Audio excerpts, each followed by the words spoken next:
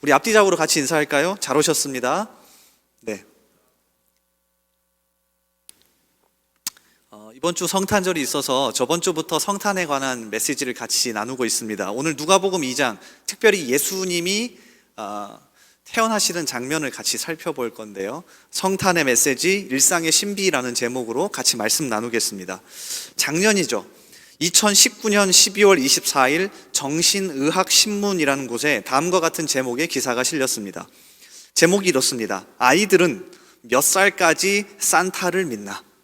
그리고 부제목이 크리스마스에 관한 연구 5가지라고 해서 아이들이 도대체 몇 살까지 산타클로스를 믿는지에 대한 연구를 해놓았습니다. 독특하죠? 자, 다음과 같습니다.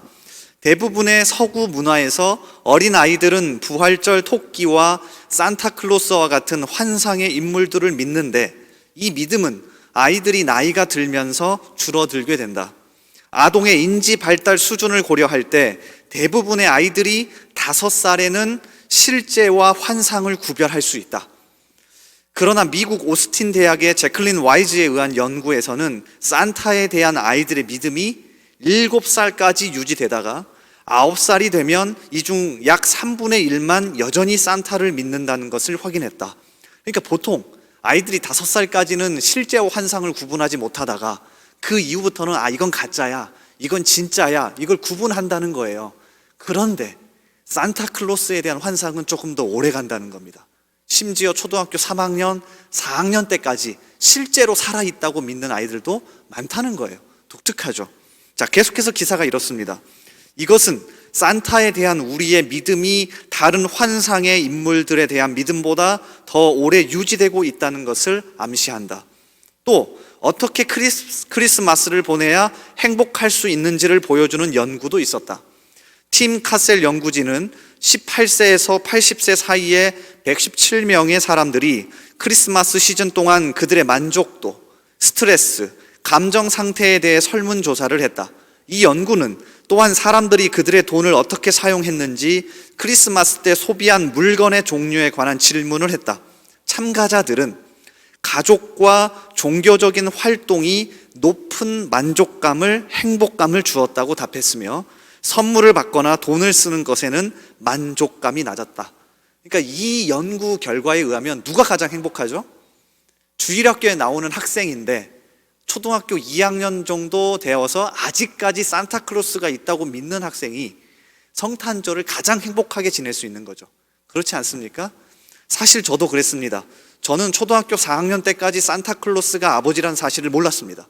이렇게 보여도 나름 순진한 착한 학생이었습니다.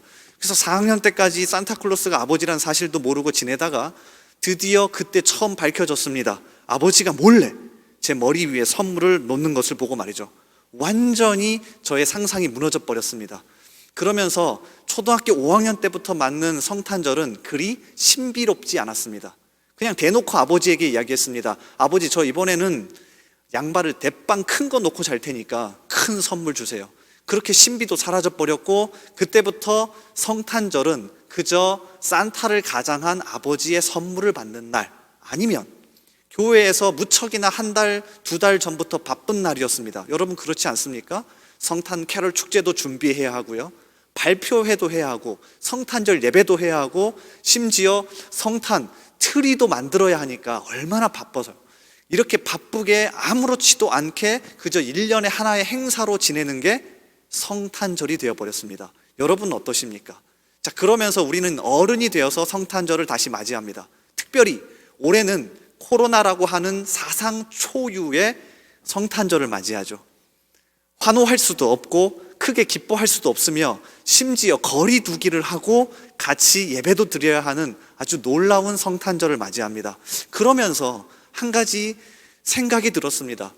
도대체 성탄절, 성탄의 메시지는 어떤 의미가 있을까? 그전에는 신비롭고 뭔가 선물을 받고 예수님이 태어났다고 하니까 같이 박수치고 환영하고 노래 불렀는데 올해는 그렇게 화려하고 멋지게 할 수 없잖아요.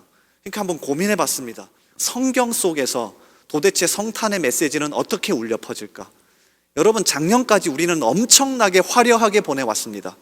반짝반짝거리고 노래하고 높이고 월십도 하고 정말로 멋지게 보내왔는데 올 한 해는 굉장히 조용합니다. 여러분 뉴스 기사를 검색해 보십시오. 성탄절과 관련된 모든 행사가 취소됐습니다. 그나마 성탄절에 모여서 거리두기하고 예배할 수 있으면 다행일 정도가 되었다고요. 그러니까 한번 생각해 보자고요.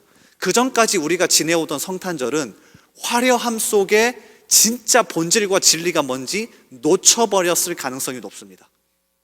와, 예수님 오셨대. 기뻐하고 환영하고 선물 주고 오늘 뭔가 좋은 날이야. 이렇게 하고 넘어갔을 수도 있다고요. 그런데 적어도 올 한 해는 그렇지 않잖아요. 자, 이런 시끄러운 것을 조금 내려놓고 도대체 성경 속에서 예수님을 우리에게 보내시는 하나님의 이 메시지가 어떤 의미가 있는지 한번 살펴보자고요. 자, 그런 관점을 가지고 오늘 말씀을 살펴보니까 아주 독특합니다. 성탄의 메시지가 신비롭지 않습니다. 우리는 보통 성탄, 예수님이 태어나심이라고 하면 엄청 신비롭고 멋있다고 생각하는데 여러분 성경을 뒤져보십시오. 정확하게 예수님의 탄생 기사는 마태복음과 누가복음 이 두 군데 복음서에서 나오는데 여러분 집에 돌아가셔서 꼭 한번 읽어보십시오. 아주 화려하지 않습니다. 신비롭지 않습니다. 오히려 아주 평범하고 아주 일상적입니다. 자, 이 점이 아주 독특하더라고요. 자, 하나씩 살펴볼게요. 일단 첫 번째, 예수님을 낳게 되는 예수님의 어머니와 그리고 아버지인 부모입니다. 예수님의 부모 역시 화려하지 않습니다. 보실래요? 오늘 말씀에 등장하는 예수님의 부모는 요셉과 마리아입니다. 우리가 이름은 많이 들어왔지 사실 요셉과 마리아는 아주 평범하다 못해 여관방 하나 구할 수 없을 정도로 돈과 권력과는 거리가 먼 사람입니다. 이해가 되시나요? 특별히 마리아를 조금 더 생각해 볼까요? 당시에 결혼을 일찍 하긴 했지만 마리아는 돈도 없고 백도 없어서 어쩔 수 없이 이른 나이에 조혼을 해야 하는 정말로 불쌍한 14살짜리 소녀입니다. 아주 평범하죠. 2019년 1월 6일에 김반석 목사님이 청년부에서 이렇게 설교하셨습니다. 기억나십니까? 제가 갑자기 말씀을 준비하다가 생각나서 김반석 목사님께 설교 원고를 달라고 했습니다. 그래서 제가 일부를 가져왔는데 한번 들어보십시오. 2019년 1월 6일 마태복음 1장을 바탕으로 한 설교에서 이 요셉과 마리아를 이렇게 소개해 놓았습니다. 혈통만 간신히 유지되다가 마지막 후손으로 마침내 요셉이라는 사람이 등장하는 것이다. 이 사람도 구약에 나오는 요셉과 이름은 같지만 득보잡이다. 다윗의 자손 요셉의 직업이 무엇이었던가? 목수다. 그 당시 목수는 가구점을 하는 사람이 아니다. 망치와 톱 같은 연장을 들고 다니면서 집집마다 일감을 구걸하며 다니는 것이 목수가 하는 일이었다. 그러니 목수는 그 당시에 그렇게 환영받는 직업이 아니었고 사회적으로 존경받는 위치에 있는 사람도 아니었다. 간신히 입에 풀칠하면서 사는 가난한 사람에 속했다. 이 사람의 가정을 통해서 하나님께서 인간의 몸으로 이 세상에 오신 것이다. 그러니까 성탄의 첫 번째 메시지, 예수님이 태어나시는 혈통을 살펴보면, 예수님의 부모를 살펴보면 멋지고 화려한 게 아니라 너무나도 평범합니다. 하나님은 이렇게 평범하고 아주 일상적인 두 남녀를 선택해서 예수님을 이 땅에 보내십니다. 여러분이 한번 고민해 보실 필요가 있습니다. 장소는 또 어떻습니까? 오늘 누가복음 2장에 보면 예수님이 태어나신 장소도 나옵니다. 어디죠? 유다 베들레헴이라고 되어 있습니다. 베들레헴 많이 들어보셨죠? 자, 직역해 보면 빵집, 그러니까 양식이 있는 집이란 뜻입니다. 우리가 많이 들어봤습니다. 특별히 룻기라고 하는 구약 성경을 보면 주된 배경이 바로 베들레헴입니다. 룻기 1장이 이렇게 시작하죠. 사사들이 치리하던 때에 그 땅에 흉년이 드니라. 유다 베들레헴에 한 사람이 그의 아내와 두 아들을 데리고 모압 지방에 가서 거류하였는데, 그래서 룻기 1장의 배경은 모압이라고 하는 이방 땅과 하나님의 양식의 집이라는 베들레헴의 대조로 이루어져 있습니다. 유명하죠. 근데 실제로 베들레헴을 가보시면 이런 말이 안 나오실 겁니다. 베들레헴은 아주 작고 평범한 성읍입니다. 도시입니다. 당시에 세계의 수도인 로마도 있었고요. 아니, 그냥 예루살렘이라고 하는 성전이 있는 도시도 있었고 멋진 항구 도시인 가이사랴와 요빠도 있었는데 하필이면 예수님이 태어나신 곳은 어디입니까? 아주 작은 성읍인 베들레헴입니다. 오죽하면 미가라고 하는 선지자가 미가서 5장 2절에서 베들레헴을 이렇게 표현해 놓았습니다. 베들레헴아 에브라다야 너는 유다 족속 중에 작을지라도 이스라엘을 다스릴 자가 내게로 나올 것이라 그의 근본은 상고에 영원히 있느니라. 아주 작은 형편없는 도시라고 평가합니다. 그런데 하나님은 하필 예수님을 이 작고 가난하고 평범하고 일상적인 마을을 선택해서 태어나게 하십니다. 여러분 정말 생각해 보셔야 합니다. 조금 더 살펴볼까요? 아기 예수의 탄생 소식을 가장 먼저 접한 사람이 누굽니까? 예수님은 평범한 요셉과 마리아에게서 태어나셨고 베들레헴이라고 하는 아주 작고 평범한 도시에서 태어났으며 두 번째로 어디에서, 그러니까 정확하게 누구에게 이 소식이 가장 먼저 전해집니까? 마태복음에서는 동방박사라고 하는 사람이 등장하고 오늘 우리가 함께 읽은 누가복음에서는 목자라고 하는 사람이 등장합니다. 일단 둘 다 그냥 듣기에는 괜찮습니다. 한 사람은 박사고요, 한 사람은 목자니까 우리 시편 23편 잘 아시잖아요. 여호와는 나의 목자시니 하니까 목자와 박사에 대한 이미지는 한국 사람들에게 아주 좋습니다. 그래서 예수님의 탄생 소식이 정말 멋진 사람에게 가장 먼저 전해졌구나라고 생각할 수도 있겠죠. 그런데 아닙니다. 왜 그런지 한번 살펴보겠습니다. 이 목자라고 하면 이미지가 좋지만 구약 성경에서 그렇지 예수님 당시 신약에서는 절대 좋은 이미지가 아닙니다. 왜 좋은 이미지가 아닌지는 일단 구약으로 한번 거슬러 올라가 보죠. 조금 어려운 이야기일 수 있는데 집중해서 한번 같이 들어보겠습니다. 구약 성경에서 하나님이 자신의 백성과 약속하고 언약을 맺으실 때 그냥 하지 않고요, 하나의 징표를 주십니다. 그러니까 우리가 결혼을 할 때에도 그냥 가서 우리 결혼하자 하고 결혼하지 않잖아요. 서로 사랑한다는 약속의 징표로 반지를 나누는 것처럼 하나님께서도 자신의 백성들과 약속하고 언약을 맺으실 때 너 내 백성해, 나는 너 하나님 할게, 이렇게 하지 않으십니다. 아주 친절하게 언약을 맺으실 때마다 그것을 확인할 수 있는 약속의 징표를 주십니다. 한번 찾아볼까요? 일단 창세기 9장에 보면 노아와 언약을 맺으실 때요, 그러니까 노아의 홍수가 끝난 다음에 언약을 맺으실 때 징표 하나를 주십니다. 뭐죠? 무지개입니다. 창세기 9장 12절 이하에 하나님이 이르시되 내가 나와 너희와 및 너희와 함께하는 모든 생물 사이에 대대로 영원히 세우는 언약의 증거는 이것이니라. 내가 내 무지개를 구름 속에 두었나니 이것이 나와 세상 사이의 언약의 증거니라. 하나님의 세심한 사랑을 볼 수 있습니다. 사람들이 홍수로 비가 엄청 쏟아지는 것으로 무서움을 느꼈기 때문에 그 다음부터 비가 올 때마다 두려웠을 겁니다. 근데 그때 비가 멈추고 하늘에서 무지개가 열립니다. 그러면 사람들은 생각했을 겁니다. 하나님이 주신 약속의 징표야. 그러니까 하나님의 놀라운 세심한 사랑을 뜻하죠. 근데 노아 언약만 그렇지 않습니다. 조금 더 흘러가 보면 창세기 17장에 보면 하나님이 아브라함과 언약을 맺으면서 이제는 아예 남자의 몸에 새길 수 있는 할례라고 하는 징표를 주십니다. 창세기 17장 9절 이하에 하나님이 또 아브라함에게 이르시되 그런즉 너는 내 언약을 지키고 내 후손도 대대로 지키라. 너희 중 남자는 다 할례를 받으라. 이것이 나와 너희 후손 사이에 지킬 내 언약이니라. 너희는 표피를 베어라. 이것이 나와 너희 사이에 언약의 표징이니라. 그래서 아브라함 시대 이후로 모든 남자들은 자신의 몸에 하나님과 언약을 맺은 그 약속의 징표를 지니고 살 수 있었습니다. 이건 역시 하나님의 세심한 배려이자 사랑이죠. 조금 더 가볼까요? 출애굽기 31장에 보면 시내산 언약, 그러니까 모세로 대표하는 이스라엘 백성 전체와 하나님이 약속하고 언약을 맺으시는데 이때도 그냥 넘어가지 않습니다. 약속의 징표 하나를 주십니다. 뭔지 아십니까? 이게 중요합니다. 오늘 목자라고 하는 직업을 이해하기 위해서 이 징표가 중요합니다. 자, 출애굽기 31장 16절 이하에 안식일을 징표로 주십니다. 이같이 이스라엘 자손이 안식일을 지켜서 그것으로 대대로 영원한 언약을 삼을 것이니 이는 나와 이스라엘 자손 사이에 영원한 표징이며 나 여호와가 엿새 동안에 천지를 창조하고 일곱째 날에 일을 마치고 쉬었음이라 하라.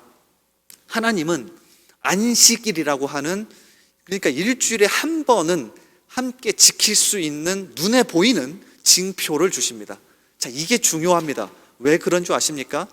여러분 신약 성경을 읽어보시면, 특별히 마태복음, 마가복음, 누가복음, 요한복음을 읽어보시면 예수님이 주구장창 유대 종교 지도자들과 싸우던 날이 있습니다. 언제죠? 아니 평일도 많잖아요. 월요일도 있고 화요일도 있고 수요일도 있는데 왜 하필이면 안식일입니까? 예수님은 항상 안식일에 종교 지도자들과 싸우셨습니다. 그런데 할례를 가지고 싸운 적은 한 번도 없습니다. 당연하죠. 유대 남자들은 태어난 지 8일 만에 다 할례를 받습니다. 그러니까 이거는 문제가 되지 않아요. 그런데 이제 문제가 되는 건 안식일입니다. 하나님이 약속의 징표로 우리에게 반지를 주셨는데, 안식일을 주셨는데 어떻게 하면 이걸 잘 유지하고 지킬 수 있을까? 여기에 온 힘을 쏟은 겁니다. 자, 말을 오늘날로 바꿔볼까요? 두 연인이 너무 사랑해서 선물을 주고받습니다. 그리고 결혼까지 했어요. 그래서 반지를 주고받았습니다. 그리고 결혼을 합니다. 그런데 결혼한 다음에 어떻게 하면 내 남편을 더 사랑할까? 내 아내를 더 사랑할까? 이것을 고민해야 되는데 주구장창 둘이 이거 가지고 싸우는 겁니다. 너 반지 손에 꼈어? 야, 반지 봐봐. 손 들어봐. 없네요. 반지 어디서 반지? 이거 가지고 주구장창 싸우는 게 안식일을 지키는 거였습니다. 하나님이 안식일을 우리에게 약속의 징표로 주셨잖아. 이거 지켜야지. 뭐 하는 거야 도대체?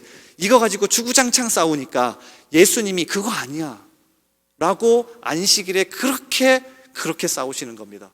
심지어 당시의 유대 종교 지도자들이 안식일에 지켜야 할 법을 별책 부록으로, 그러니까 책으로 만들어 놓기도 했습니다. 그래서 들고 다니면서 이렇게 보면서 지키는 거예요. 어떤 내용이 있는 줄 아십니까? 제가 읽어드릴게요. 씨 뿌리지 말 것, 밭을 갈지 말 것. 다행히 우리하고는 상관없네요. 곡식 단을 묶지 말 것, 곡식을 거두지 말 것, 곡식을 까불지 말 것, 반죽하지 말 것, 굽지 말 것, 털 깎지 말 것, 빨래하지 말 것, 때리지 말 것. 그러니까 말썽 피울 거면 안식일을 피우면 돼요. 안 맞아도 되니까.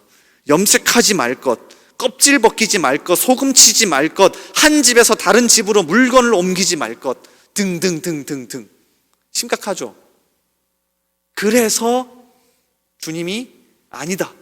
안식일의 주일은 나야. 안식일은 나를 누리는 날이야 라고 이야기하신 거죠. 자, 이 얘기를 왜 계속하냐면 신약 시대에 와서, 예수님 시대에 와서 이 안식일법을 지켜야 하기 때문에 이 안식일을 제대로 지키지 못하는 직업들이 생겨납니다. 어쩔 수 없이 안식일에도 일을 해야 하는 사람들이 생겨납니다. 그 중에 하나가 목자입니다. 목자는 일주일 내내 양을 봐야 합니다. 이 사람들이 만들어 놓은 안식일법에 의하면 목자라는 것을 할 수가 없습니다. 그래서 머리를 씁니다. 어떻게 머리를 쓰는지 아십니까? 안식일을 지켜야 하지만 이날 이 일을 꼭 해야 하는 아주 가난한 유대인 하층민들을 고용합니다. 뭘로요? 목자로. 예를 들면 여기 성민이가 있는데, 성민이는 돈이 많은 부자입니다. 목장이 여러 개예요. 근데 옆에 있는 용민이는 가난합니다. 그래서 본인은 안식일을 지키고, 미안해요 사태지에서, 본인은 안식일을 지키고 안식일 날 용민이에게 목자 일을 시키는 겁니다.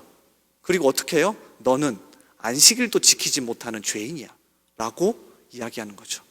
이게 목자였습니다. 그러니까 오늘 말씀에서 등장하는 목자는 아주 힘들고 어렵고 어쩔 수 없이 죄인이라는 손가락질 받으면서도 먹고 살기 위해 일을 해야 하는 가난하고 평범한 일상의 사람입니다. 그 목자에게 예수님의 탄생, 성탄의 메시지가 가장 먼저 전해지는 거예요. 놀랍지 않습니까? 예루살렘에서도 아닙니다. 대제사장에게 갑자기 하나님이 나타나셔서 예수 그리스도가 나타나실 거야 라고 이야기하지 않습니다. 아주 평범한 일상 속에서 살아가는 목자에게 가장 먼저 전해집니다. 자, 두 번째, 동방박사, 마태복음에 나옵니다. 마태복음에는 동방박사들이 가장 먼저 예수님의 탄생 소식을 듣고 아기 예수를 경배하죠. 그런데 이 동방박사는 말이 박사죠. 우리나라 박사 진짜 좋아하죠. 박사학위 있냐 없냐. 그런데 말만 박사지요. 성경 원문으로 찾아보면 마고이라고 하는 단어입니다. 마고스의 복수 형태인데, 자, 이 단어가 사용된 다른 성경을 살펴보면 이 사람들이 어떤 사람인지 아마 여러분이 예측할 수 있을 겁니다. 사도행전 13장 6절에 보면 이 단어가 사용됩니다. 제가 읽어드릴게요. 온 섬 가운데로 지나서 바보에 이르러 바예수라 하는 유대인 거짓 선지자인 마술사를 만나니, 여기에서 이 마술사가 박사와 똑같은 단어입니다. 자, 이어지는 13장 8절에도 이 단어가 사용됩니다. 이 마술사 엘루마는 이 이름을 번역하면 마술사라. 그들을 대적하여 총독으로 믿지 못하게 하려 힘쓰니. 그러니까 말이 멋진 동방 박사지, 바꿔보면 동방에서 온 용한 점쟁이, 동방에서 온 용한 마술사 정도가 됩니다. 심지어 유대인도 아닙니다. 이방인입니다. 그러니까 누가복음도 그렇고 마태복음도 그렇고요. 특별히 마태복음은요, 유대인들이 1차 독자였잖아요. 이 성경을 처음 받아보면서 충격이었을 겁니다. 아니 어떻게, 일단 메시아 예수 그리스도가 다윗의 족보라는 것도 신기한데, 아니 어떻게 이 소식이 가장 먼저 유대인이 아니라 이방인, 그것도 용한 점술쟁이들에게 먼저 전해질 수가 있을까? 놀랬을 겁니다. 근데 그게 현실입니다. 그러니까 이쯤 되면 성탄의 메시지는 신비로운 게 아니라 하나님께서 모든 구분선을 다 없애버리시는 메시지입니다. 이게 중요한 핵심입니다. 성탄의 메시지는 특별하게 어떤 한 사람만, 어떤 한 부류만 화려하게 멋지게 노래하고 불을 비추면서 듣는 게 아니라 이 세상 모든 경계선을 허물어 버리시는 하나님의 외침입니다. 이걸 묵상하셔야 합니다. 여러분이 이 성탄 연휴 기간 동안에 올해는 캐럴도 못하고 선물도 서로 주고받지 못하고 화려하게 우리가 많이 못하는데 이런다고 낙담하실 게 아니라 모든 경계선을 허물고 들어와서 다 부숴버리시는 하나님의 메시지와 음성을 들으셔야 합니다. 이게 성탄의 메시지 아닙니까? 이게 우리의 일상으로 파고드는 하나님의 놀라운 신비 아닙니까? 그래서 올 한 해는요, 이번 성탄절에는 이거 묵상합시다. 이걸 정말로 기억합시다. 말씀 한 구절을 더 보면서 오늘 말씀을 마칠까 합니다. 설교를 마칠까 합니다. 누가복음을 계속 읽어가 보시면 이 성탄의 메시지가 목자들에게 전달되고요, 그 다음에 이게 사람들에게 증거되면서 그 자리에서 이 소식을 들었던 사람들의 반응을 기록해 놓았습니다. 아주 흥미로운데, 자, 누가복음 2장 18절이에요. 여러분 한번 보실래요? 누가복음 2장 18절 우리 같이 한번 읽어보겠습니다. 자, 시작. 듣는 자가 다 목자들이 그들에게 말한 것들을 놀랍게 여기되, 예수님의 탄생 소식을 전해줬을 때 사람들이 어떻게 반응했냐면, 와 놀랍다, 야 신비롭네, 이렇게 반응했습니다. 실제로 이 놀랍게 여기다라고 하는 성경 원어는 다우마조인데 경이롭다, 기이하다, 경탄하다 이런 뜻을 가지고 있습니다. 야 신비롭다, 정말 멋있어. 그런데 이 단어는 과거형입니다.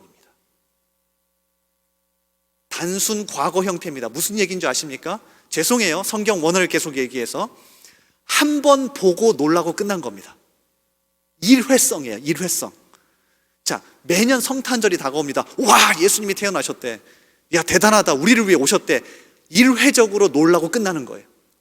그 당시에 모여있던 사람들도 뭐야, 아기 예수가 왔대, 메시아로 오셨대, 그리스도로 오셨대. 일회적으로 놀라고 끝난 겁니다. 그런데 그 다음 절 19절에 예수의 어머니였던 마리아가 반응하는 모습이 아주 독특합니다. 자, 이 모습을 여러분과 제가 붙잡았으면 좋겠어요. 자, 19절을 한번 같이 다시 읽어보겠습니다. 19절. 자, 시작. 마리아는 이 모든 말을 마음에 새기어 생각하니라. 마음에, 계속 띄워주세요. 마음에 새기어 생각하니라. 죄송합니다. 갑자기 또 약간 언어 수업 시간이 된 것 같아서. 마음에 새기다는 미완료 동사입니다.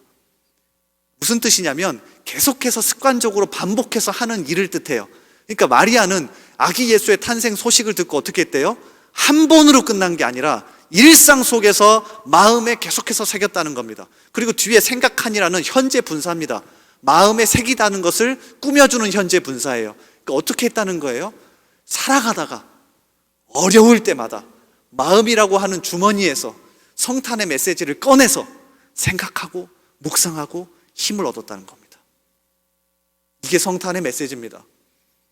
우리는 12월만 기뻐하고 12월만 묵상할 게 아니라 성탄의 메시지는 어머니 마리아가 했던 것처럼 이 어려운 상황 가운데서도 모든 경계선을 허물고 우리에게 하나님을 주시는 놀라운 사건이구나 라고 하는 이 메시지를 힘들 때마다 여러분의 마음의 주머니에서 꺼내서 묵상하는 겁니다. 계속해서 묵상하는 겁니다. 다시 넣어놓고 다시 빼서 묵상하는 겁니다. 이 작업 이번에 같이 합시다. 그래서 조금은 조용한 성탄절이지만 이 메시지를 깊이 묵상하면서 신비보다 일상 속으로 들어오시는 하나님을 경험하는 저와 여러분 되기를 주님의 이름으로 소원합니다.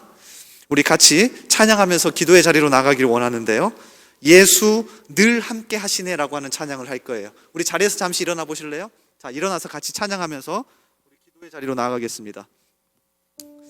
고단한 인생길 힘겨운 오늘도 예수 내 마음에 내 마음 아시네. 지나간 아픔도 마주할 세상도 예수 내 마음 아시네. 믿음에 눈들어 주를 보리 이 또한 지나가리라. 주어진 내 삶의 시간 속에 주의 뜻 알게 하소서.